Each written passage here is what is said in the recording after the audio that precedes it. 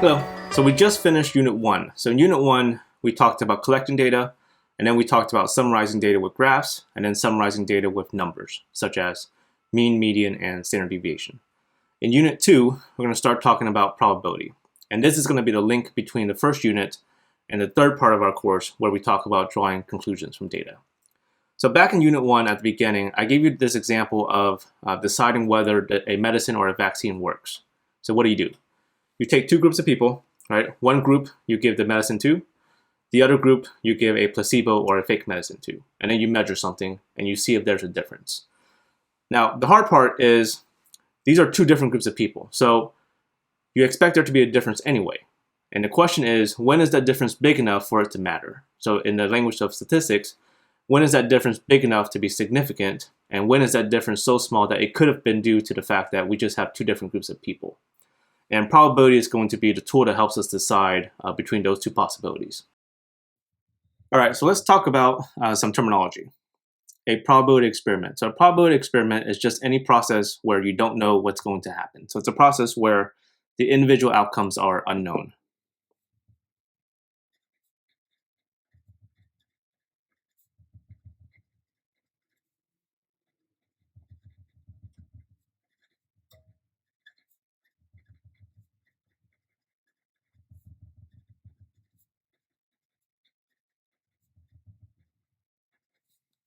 Okay, so for example, this is a dice. It's a 12-sided dice. So when I roll this dice, I don't know what's going to happen. We got a 9. Okay, so an example would be a 12-sided dice.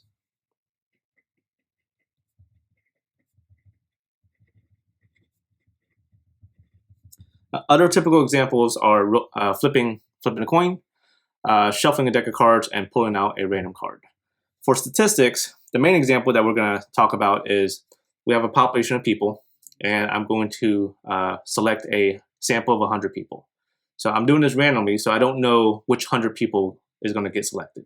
Right? So that's the main example for statistics. Sample space. So even though I don't know what's going to happen when I roll this dice, I do know what could happen. Right? So for a sample space is a list of all the possible outcomes.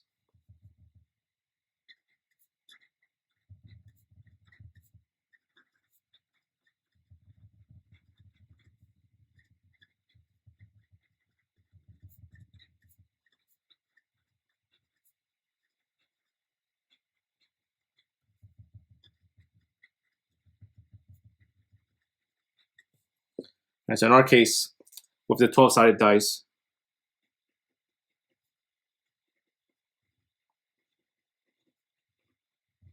right? So even though when I roll this, I don't know what's going to happen, I do know that because it's a 12-sided dice, I could get a 1, a 2, a 3, a 4, a 5, a 6, all the way up to 12, right? So a list of everything that could happen would be, so S for sample space, 1, 2, 3, all the way up to 12.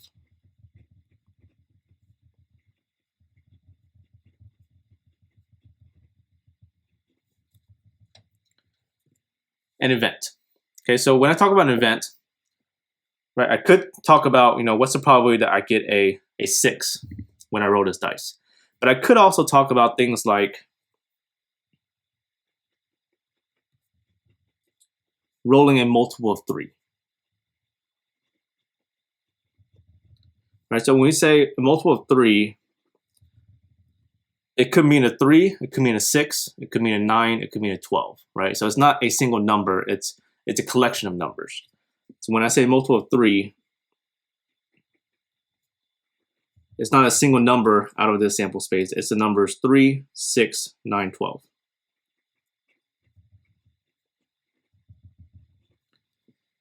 So an event is just a sub-collection of the sample space.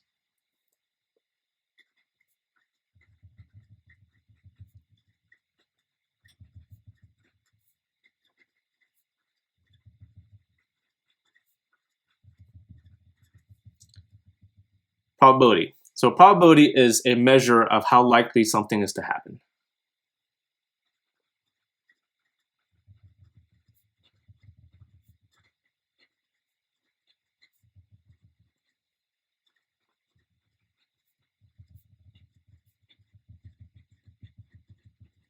And you've seen this before. So on the news, you may hear there's a 60% chance of rain on Saturday. Or you may hear your chance of winning the lottery is 1 out of 300 million. Okay, so those are probabilities. They can be percents, they can be fractions, they can be decimals. But they're numbers that are between, or decimals that are between 0 and 1. Right? As a percent, 0 is 0%. 1 as a percent is 100%. Most of the time for this class, we'll talk about probability using decimals. So a probability of 1, what does that mean? So if something has a 100% chance of happening, what does that mean? It means that it's always going to happen.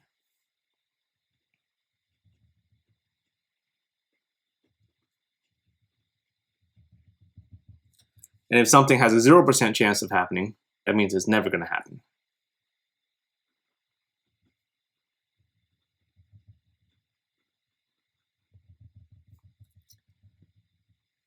So how do you actually calculate probabilities? So there's two approaches, classical probability and empirical probability. In the classical probability approach, we're going to count. So we're going to count how many outcomes are in the sample space and how many outcomes are in the event that we're interested in. Okay. So on the bottom, we're going to count the number of outcomes in the sample space. And then on top, the number of outcomes in the event E.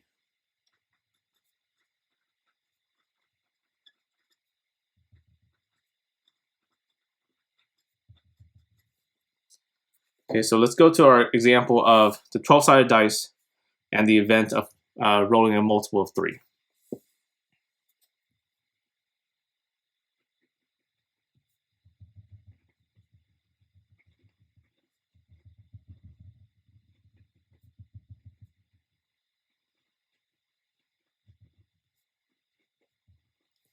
Right, what's the probability that we get a multiple of 3 when I roll this dice? Right, so the way you calculate it using the classical approach is you count. So for the bottom, we'll count the number of outcomes in the sample space. Right, we listed out our sample space up here. So there's 1, 2, 3, 4, 5, 6, 7, 8, 9, 10, 11, 12. There's 12 things in the sample space. So that's on the bottom. The event E, multiples of 3, we also listed. So count 1, 2, 3, 4. There's 4 things in the event E. So the probability is 4 out of 12, which as a decimal, 4 divided by 12 is 0.333.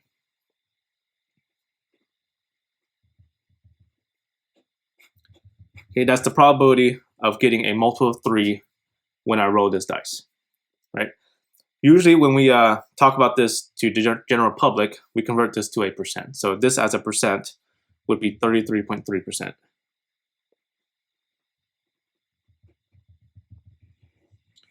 Right, so to someone who doesn't know statistics, we say there's a 33.3% chance of getting a multiple of 3 when I roll this dice. The empirical approach, you actually do the experiment, right? So you do the experiment.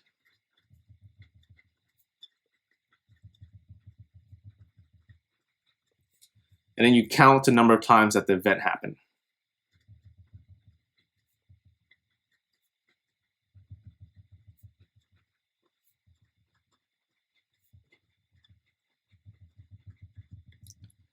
Okay, and the calculation is going to be, okay, on top is the number of times the event happens.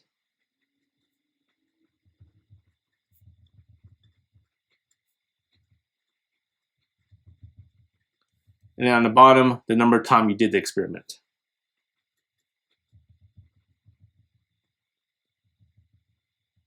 Number of times experiment was done.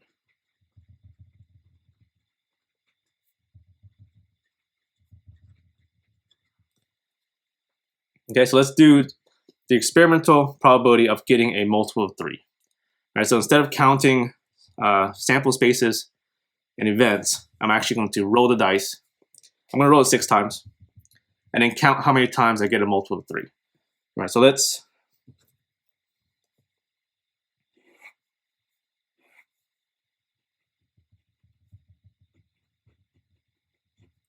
Right, so I know ahead of time, I'm telling you, I'm going to do this 6 times. I'm going to roll this dice 6 times, and we're going to count how many times we get a multiple of 3. Okay? That's 1. That's not a multiple of 3. That's not a multiple of 3. Not a multiple of 3. That's not a multiple of 3. That's not a multiple of 3. And I think I roll one more time. Got 12. So that is a multiple of 3. So I rolled it 6 times, and a multiple of 3 happened 1 time. So the experimental probability is 1 out of 6, which as a decimal is 0.167.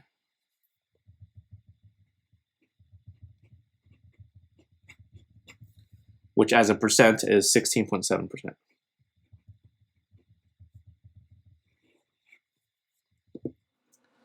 Example 1, a coin is tossed 4 times. So when I toss a coin 4 times, I don't know what's going to happen, right? But I can list out everything that could happen. And that's what we're going to do in part A. So part A says construct a sample space for this experiment. So just list out everything that could happen. So the way I want to think about this is as 4 separate coins. So here I have 4 coins, a penny, a dime, a nickel, and a quarter, right? Right now it's heads, tails, heads, heads. And the reason why I want to think about this as 4 separate coins is I want to distinguish heads, tails, heads, heads as different from tails, heads, heads, heads, right? So in both of those cases, we have a single tail and 3 heads, but I'm going to consider those as separate, okay? So with that in mind, let's list out all the things that could happen.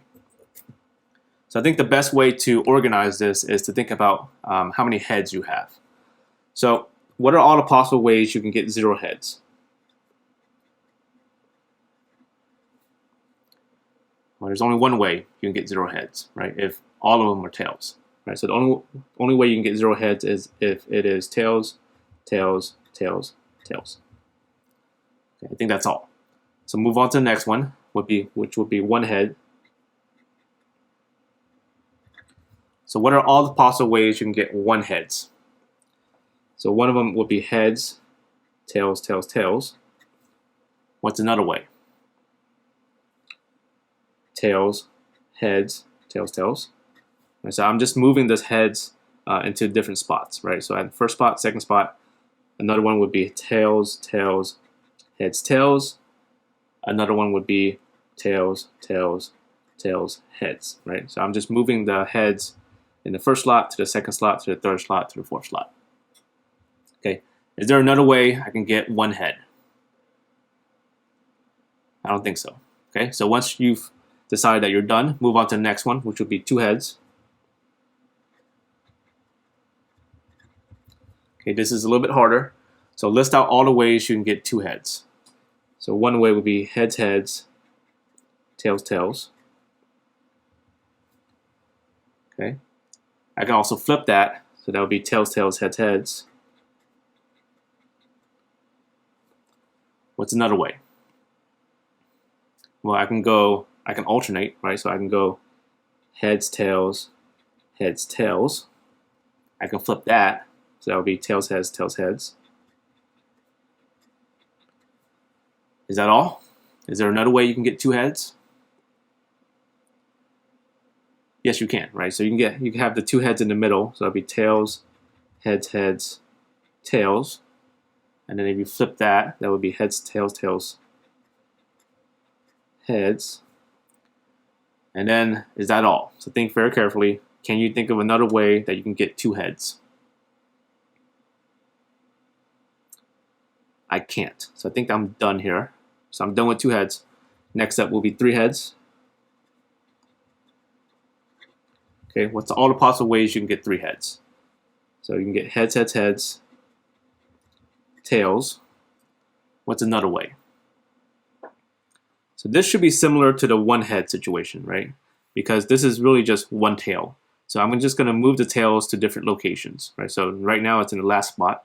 I'm going to move it to the 3rd spot. So that'll be heads, heads, tails, heads. And then I'm going to move it to the 2nd slot. That'll be heads, tails, heads, heads. and then I'll move it to the front slot. That'll be tails, heads, heads, heads. And that should be all of it, because it should be the same as the one head, okay? Because this is really just one tail. Okay, so then move on to the next one will be 4 heads. And this one's easy. There's only one way you can get 4 heads, which would be all of them heads. And I think that's all. Okay, so there's a hint here that says that there should be 16 outcomes. So let's make sure. That's 1, 2, 3, 4, 5, 6, 7, 8, 9, 10, 11, 12, 13, 14, 15, 16. All right, good. We got them all. Okay, so now to answer the questions, what's the probability that there are exactly 3 heads? Okay, the bottom number is going to be all of the possible outcomes in our sample space, which we counted. There's 16 outcomes in our sample space. And then for the top, we just count. How many have exactly 3 heads? So exactly 3 heads would be these, 1, 2, 3, 4. Okay, so 4 out of 16. Okay, 4 out of 16 as a decimal would be 0.25. Okay, which as a percent would be 25%.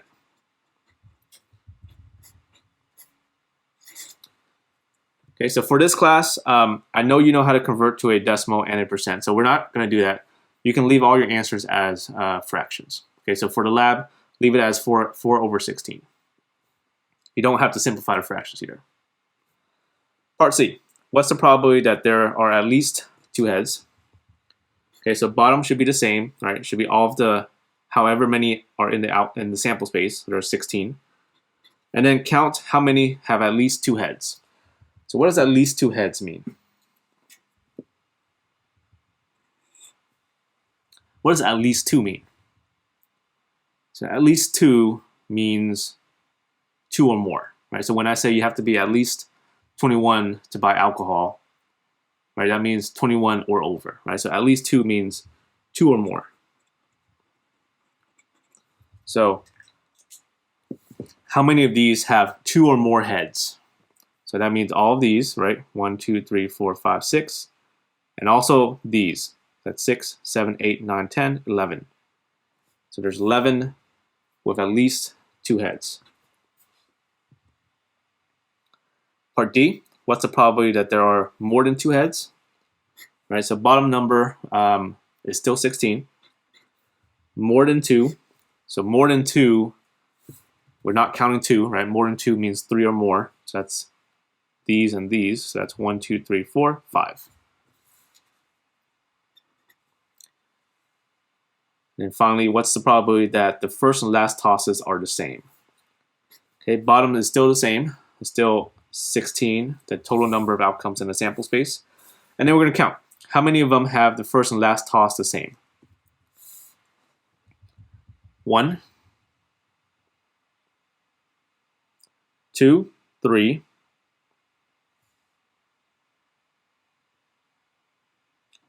4, 5, 6, 7, 8. I think that's it. Okay, these are all the ones where the first and last are the same. So I think there's 8 of them. So 8 out of 16 for part E. Example 2. So here we're rolling 2 6-sided dice. All right, so when I roll 2 6-sided dice, I don't know what I'm going to get, but I can list out everything that I could get. Right, so which is part A, construct a sample space.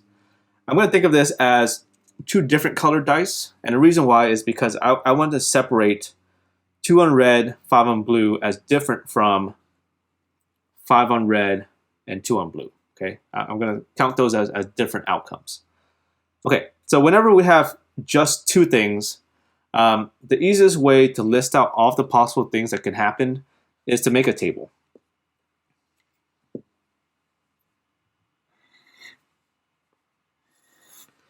So along the vertical, I'm going to list out all the possible things that can happen on my first dice.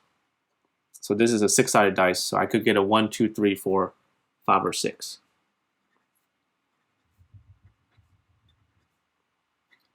Okay, so this is my first dice. And in this case, it's the red one. And then along the horizontal, the top, I'm going to list what could happen on my other dice. Okay, so it's also a 6-sided dice, so I could get a 1, 2, 3, 4, 5, 6 also. Okay, and this is my second dice.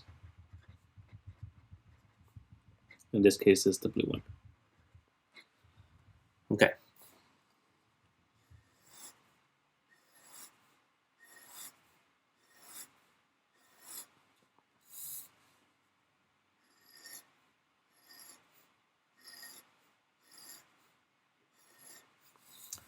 All right, so what I care about is the inside of the table, not the numbers on the outside. So let me actually separate those out.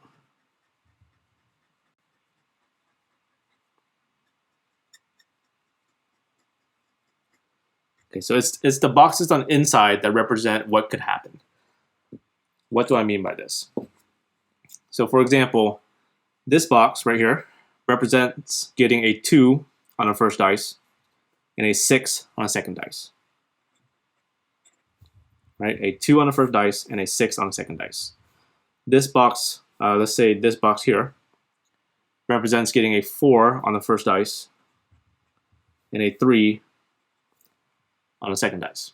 Okay, let's do one more. Say this one here, 1 on the first dice and a 3 on the second dice. All right. So the inside represents everything that could happen when I roll 2 dice. Now, if I go to my questions here, I'm asking about what's the probability that the larger number is 4, what's the probability that the larger number is less than 6, what's the probability that the larger number is at least 5. Okay, so what I care about here are the larger number.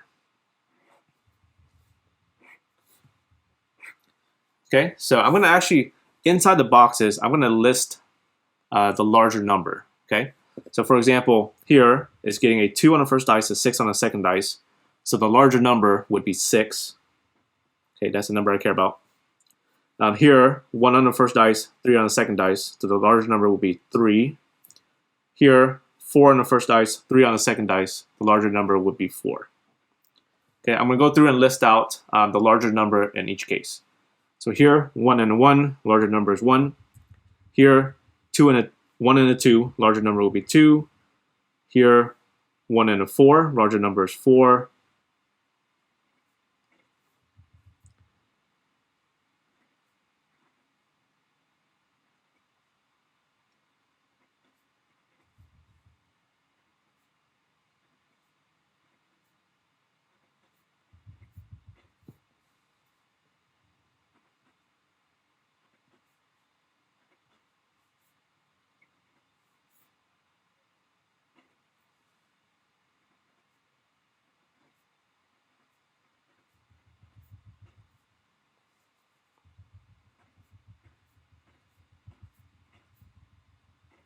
Okay, so in each case, for each box, right, I looked at the first dice, second dice, and then I just listed the larger number, right? So these are the larger number.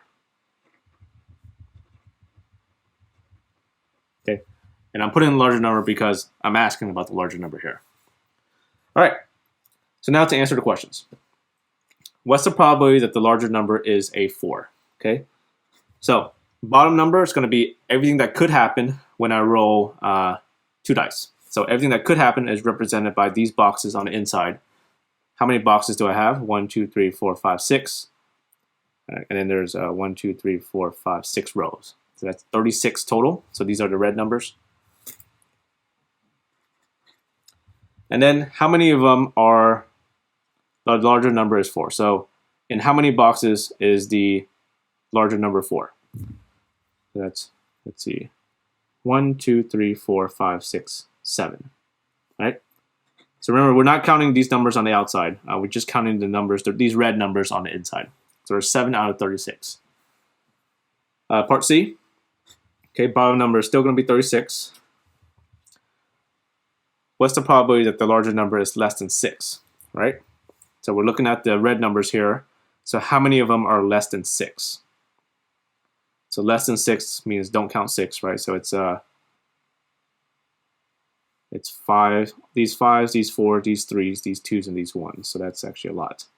1, 2, 3, 4, 5, 6, 7, 8, 9, 10, 11, 12, 13, 14, 15, 16, 17, 18, 19, 20, 21, 22, 23, 24, 25. 25. Part D, what's the probability that the larger number is at least 5? Bottom number is still the same. At least 5, remember the word at least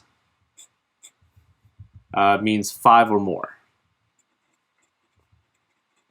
Right, so I want these 5s and then these 6s. So that's 1, 2, 3, 4, 5, 6, 7, 8, 9, 10, 11, 12, 13, 14, 15, 16, 17, 18, 19, 20.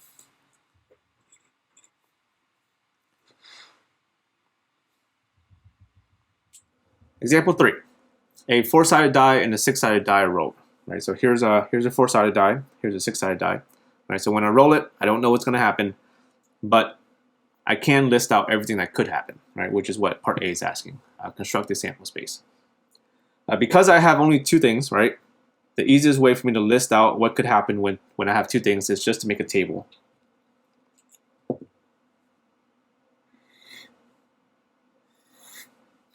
Okay, so on the left side, I'm going to list what could happen on the 4-sided die. So when I roll a 4-sided die, I could get a 1, 2, 3, or 4.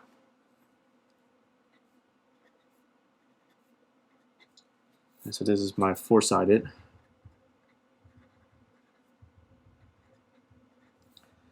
And then along the top, I'm going to list out all the things that can happen on the 6-sided die. So for a 6-sided die, I can get a 1 through 6.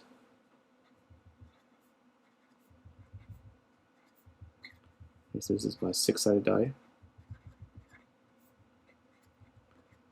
And by the way, we couldn't do a table for the first example with the coins because we were talking about 4 coins, right?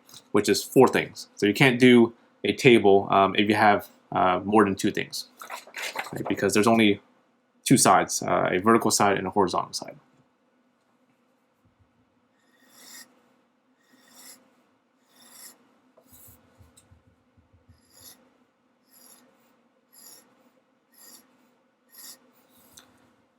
Okay, and what I care about are the boxes on the inside, not these numbers on the outside. Let me separate those out.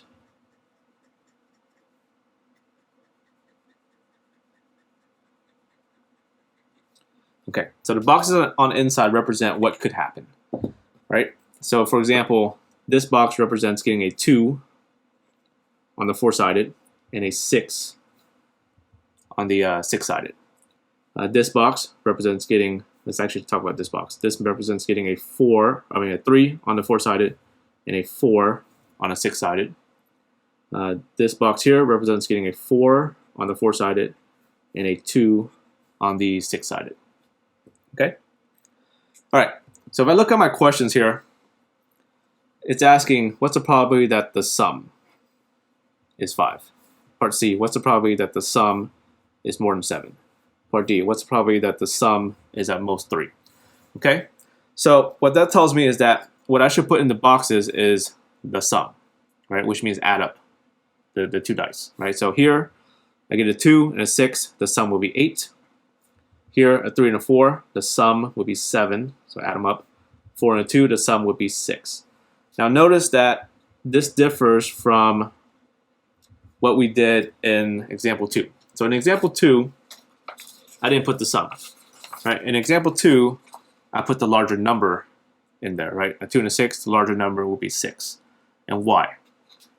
Because part B, C, and D, we're asking about the larger number, right? Larger number, larger number, larger number. So here, the questions are asking about the sum, so I should put the sum in there, okay? So let me go through and put in the sum. So a 1 and a 1 will be a 2. Here, 1 and 2 will be 3. 1 and a 3 will be 4. 1 and a 4, 5, 6, 7.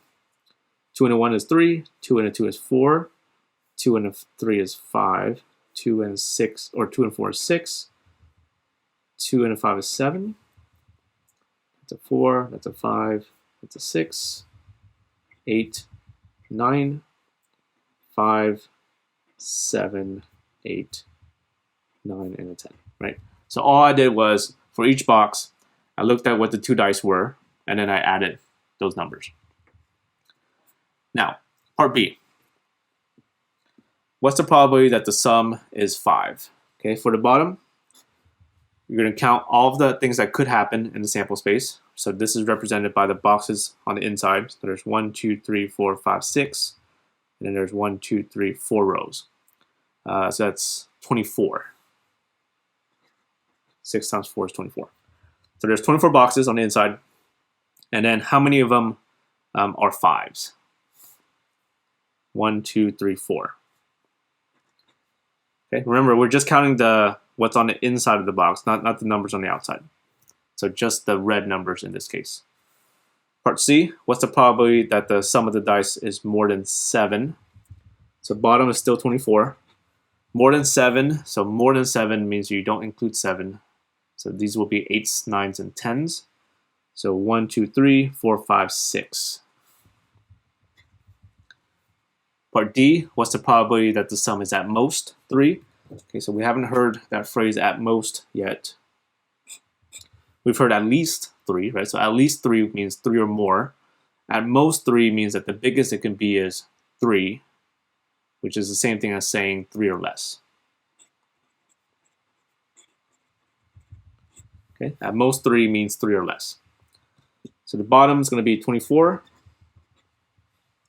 3 or less means 3s, 2s.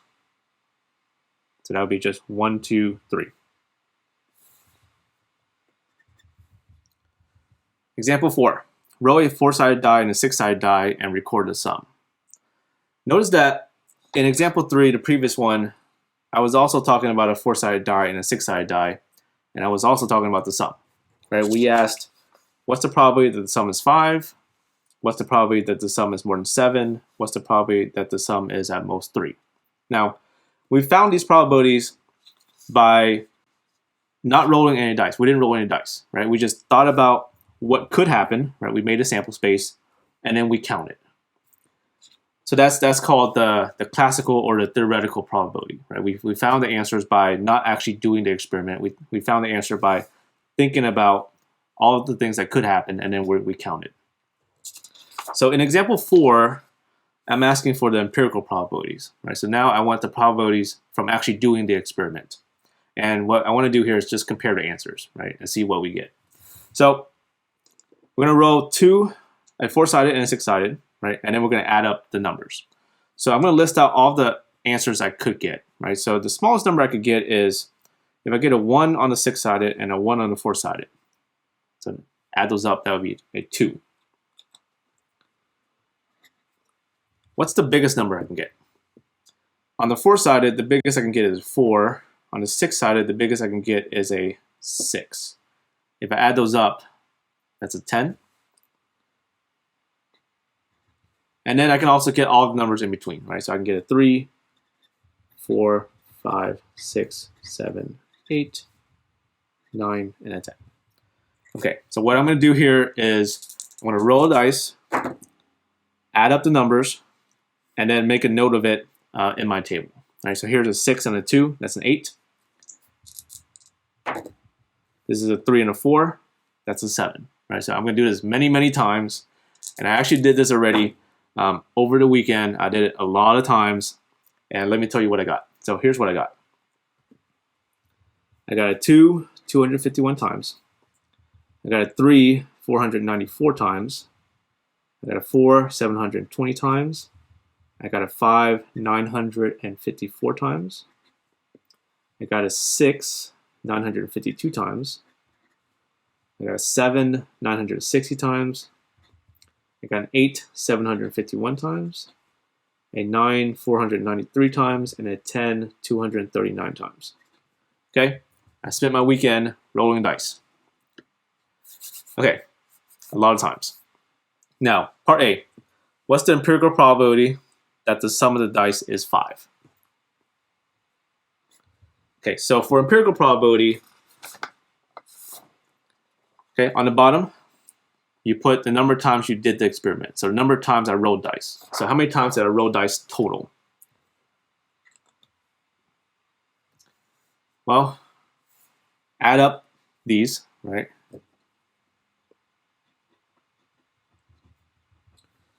Okay, so 251 plus 494 plus 720 plus 954 plus 952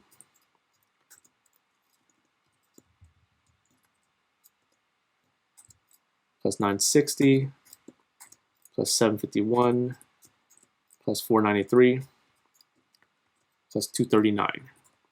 Okay, total 5814.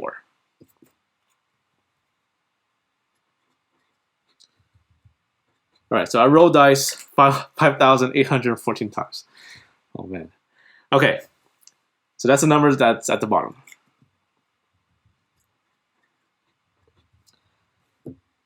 Okay, number at the top is number of times the event happened. So what we're talking about here is number of time I got an answer of 5. So how many times did I get a 5? 954 times. Right? So 954 times I got a 5. And then out of 5,814, that's the total times I rolled dice. So this 954, I'm actually going to divide here. 954 divided by 5814. And the reason I'm dividing here is because I want to compare it to the answer in example 3. So here the answer is 0.164.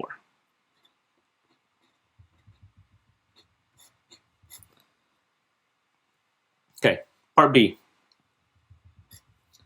What's the probability that the sum of the dice is more than 7? Okay, so bottom number is still going to be 5814, the number of times I did the experiment. More than 7 refers to 8, 9, and 10, right? So I'm going to add up 751, 493, and 239. 751, 493, 239. Okay, and that's 1483. Okay, and then if I divide, what do I get? 1483 divided by 5814. 0.255.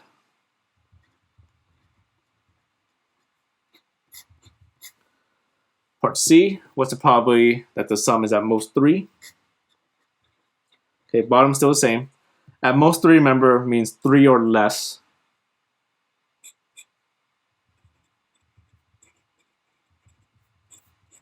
Okay, so 3 or less means 3 and below, so that's just the 3 and the 2, so that's 494 plus 251. Okay, that's 745. If I divide 745 divided by 5814, 0.128.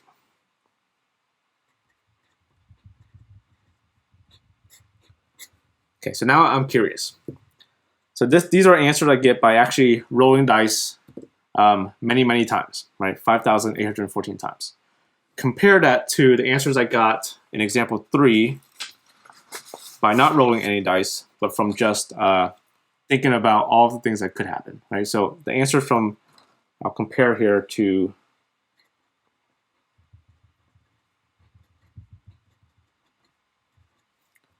so let me do these in red. So for part B, it was 4 out of 24.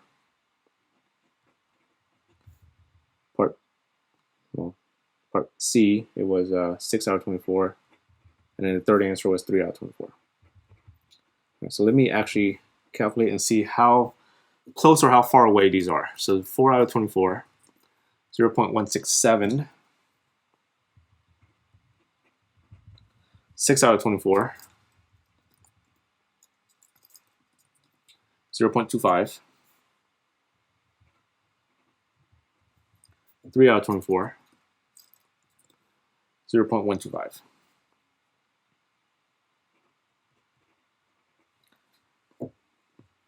So these are the numbers I got. These are probabilities I got from doing it theoretically. So theoretical probability from just thinking about what could happen and thinking about and counting from there, versus the numbers I got from actually rolling the dice, right? So notice they're actually about the same, right? 164, 167, 255, 25. That's actually, it means 250, right? So about the same. 128, 125. about the same. Okay, and that's the point of what's on the next page. The law of large numbers is basically what we just saw on the previous page. So it says that the experimental probability and the theoretical probability are about the same, assuming that you're doing the experiment many, many times. So as we repeat the experiment many, many times,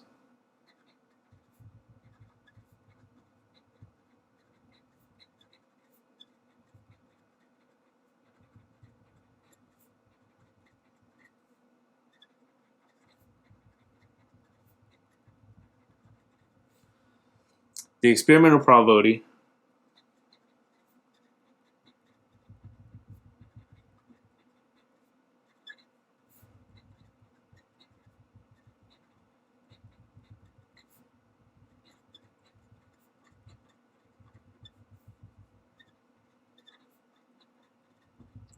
gets closer and closer to the theoretical probability.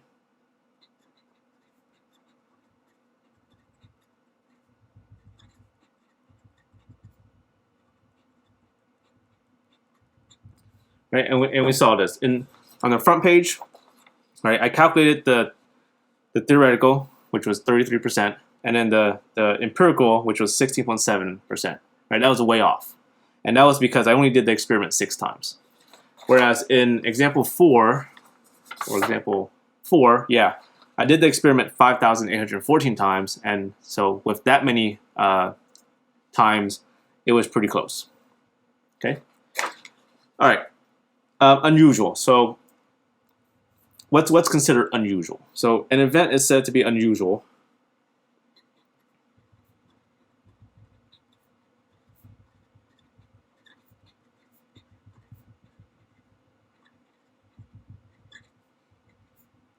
okay, so in English, the word unusual means what? It means weird, rare, something that doesn't happen a lot. So something is unusual if it has a low probability.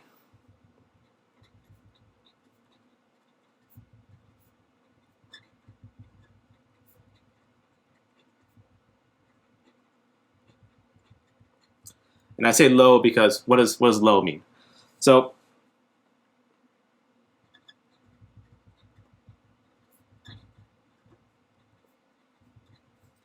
the most common criteria for low is 0.05.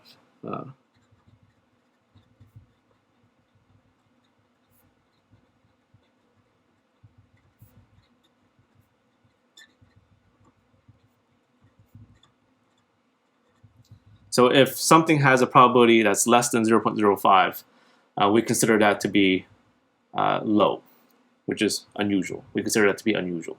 Okay, and 0.05 is the same thing as 5%.